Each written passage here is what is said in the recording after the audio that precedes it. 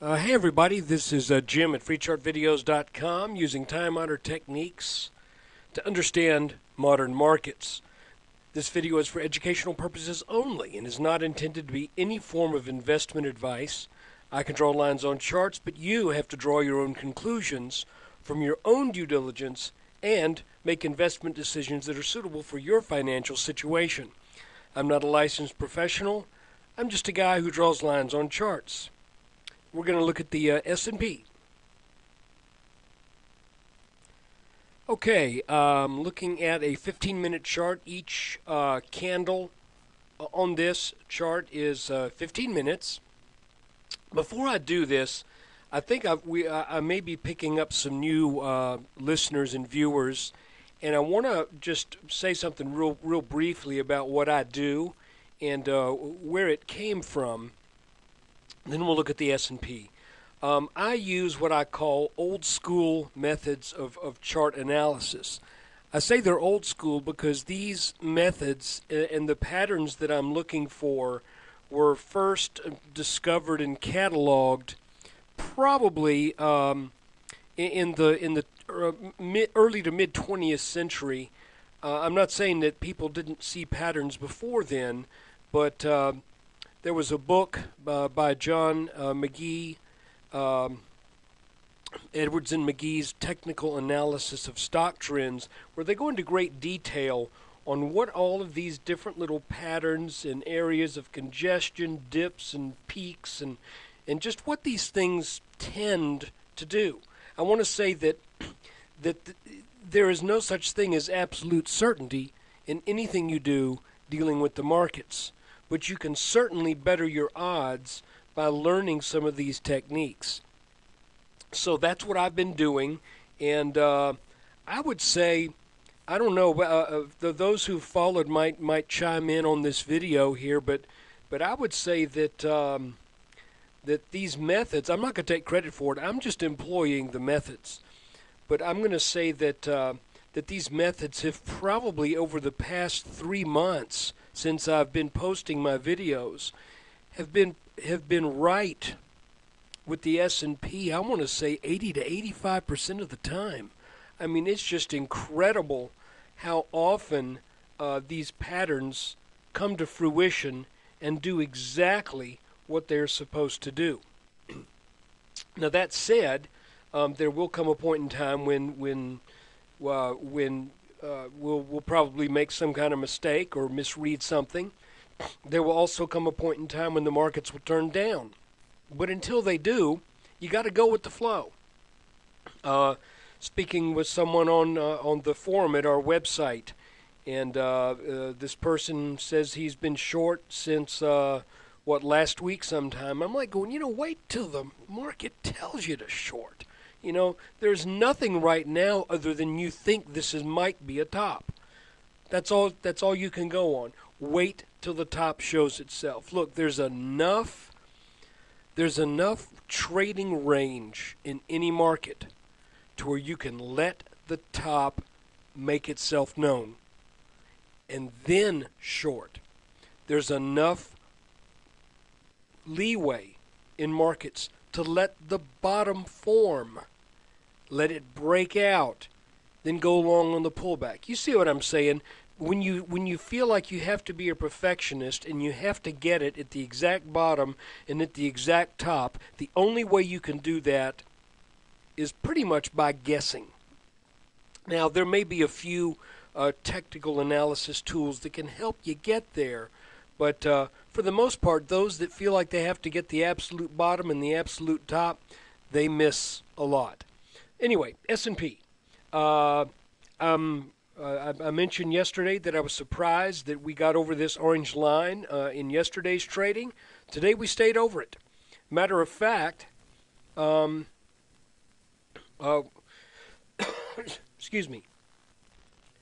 I've got this sinus stuff going on. It's driving me crazy. But anyway, I'm going to make this line a different color. This has been our new line of resistance. That it used to be the old support channel that line and this line defined a channel. If you extend this back to here, for a long time, for about 9 weeks. September, October, and November. It broke down in mid-November. Then we started this new channel that, so you can see if we extend this line, and then we look at it again here, that line that used to be support has now become resistance, and that is one of the tenets of the type of technical analysis that I do. Once support breaks, it tends to become resistance, and once resistance breaks, it tends to become support. You have outliers. For example, these 2 days right here really were kind of outliers in this channel. This was the Egypt news that affected the markets for a couple days. Decided on the first, to heck with them. You know, we got business we need to tend to. So, what are we looking at right now? Well, another pretty good day in the markets today. We stayed over this line. There is no guarantee we're going to stay over it, but the longer we're over it, the better it appears. At some point, we're going to break all these lines. And our job as chart readers is to get an idea for when the markets are getting ready to roll over. So let me show you something that I want to point out. This green area is a target area. There's nothing magical about this, but this is the target area that was made evident by the inverse head and shoulders in the S&P that broke out way back in the middle of July 2009. So we're looking back about 19 months ago. This target popped up on the chart back when the S&P was still under 1,000. And lo and behold, that inverse head and shoulders was so well formed, I was very confident in making that call. Now, I didn't have a website back then, but back on the FAST board on Yahoo, I was screaming and hollering, "You guys are nuts for shorting this market. It's going to go up, probably going to go up to 1350." And with history being my aid and guide, that 1350 would hit with roughly 80 to 85% probability. Here we are, a mere 20 points, actually a mere 15 and a half away from making that mark. And I want to show you something that I'm being a little bit aware of here, and I want you to consider this too. A lot of times when you begin to reach an upper limit in a move, and I'm not saying for sure that's where we are now, but I'm considering that because this is a minimum target. But sometimes those minimum targets are pretty much where things begin to correct back a bit. So what I look for is signs that maybe the markets are beginning to lose some steam. And one of the things that happens sometimes is you begin to get patterns that become more and more constricted, whereas maybe back in the 1200s, low 1200s, we were getting pretty good swings. Then as we start getting into the high 1200s, those swings are a little bit less. Then by the time we start getting to the point to where we've reached our mark, the swings are quite small. And what is that? Well, that's the nature of a rising wedge. A wedge drives prices down because eventually investors lose interest in the small little moves that are there. So let's say, for example, you can see we had some pretty big swings back here, and then we had this little dip, then we had a nice move up, then we had a smaller dip, and now we've broken up out of that. Just watch for this. It may not happen this way, but I'm kind of open to the idea that that maybe we kind of constrict on up until we get to this area, and then it's going to fall back a bit. Then we find out, does this line hold? We'll talk about that if and when we get there. For right now, looking at a 5-minute chart, you can see that there was an almost perfectly met move out of this pattern, which is sort of an inverse head and shoulders. You can see that went exactly where it went to. Now we've got another little kind of a cup and saucery thing going here. And if we measure that, obviously you can see it's smaller. It's not as deep. It's also not as long in duration.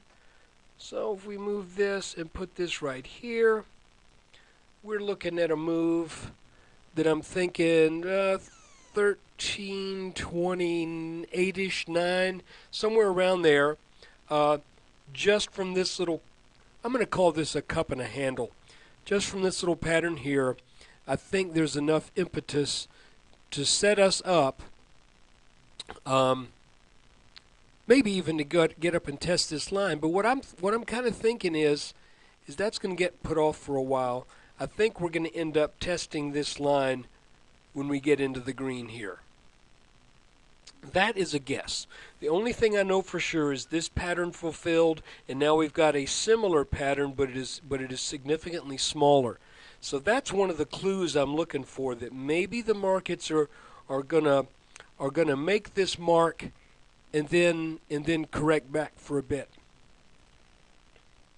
Again, I just want to remind you that that's kind of conjecture at this point, because we don't see the patterns. We don't really have the patterns to look at quite yet. For right now, what I'm looking for is this green line going to continue to hold as support. You say that's a fairly short-lived line. It just started back here. But if that does, then we could be setting up a little wedge here.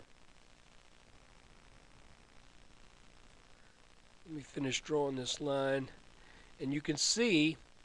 Tell you what, let's make this a little bit brighter color so it stands out. We'll make that red.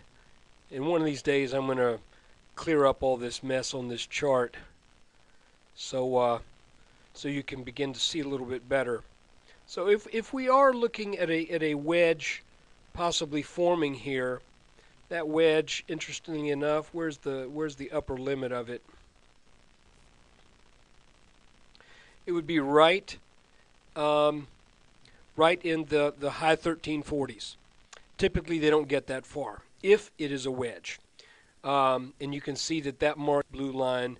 Oh, well, again, that's just something I'm looking for as a potential warning sign that maybe this move is about ready to back up on us and to go down to gather steam for eventually gather steam for a renewed move up. I still think we are in a bull market. The bull market should run for a good while yet.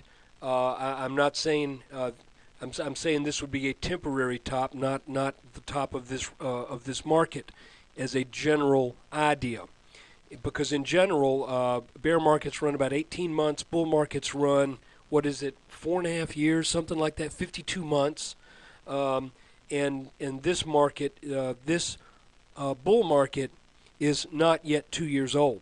So we're looking at this market being probably about, if it's an average bull market, probably be about halfway done. I know a lot of people are pointing to fundamentals and they're saying, what could possibly make this go up anymore?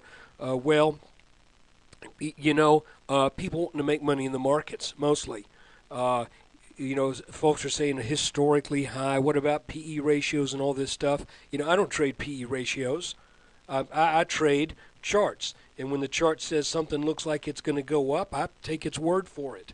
So anyway, look, I hope you've enjoyed this video, and I hope you will, when you get a chance, spend a little time at freechartvideos.com. And like I said, I'm trying to keep this free. I depend upon web traffic, and your presence then on the site is greatly appreciated. If you have not subscribed to my YouTube channel, please do that too. I think I'm pretty good at doing this. I just need to be patient, and if I continue to do my job, I think subscribers will come along automatically. So you guys take care. I hope you did well today in the markets, and I hope that the S&P and other indexes are kind enough to give us the clues that we need to make decisions when we need to make them. Take care.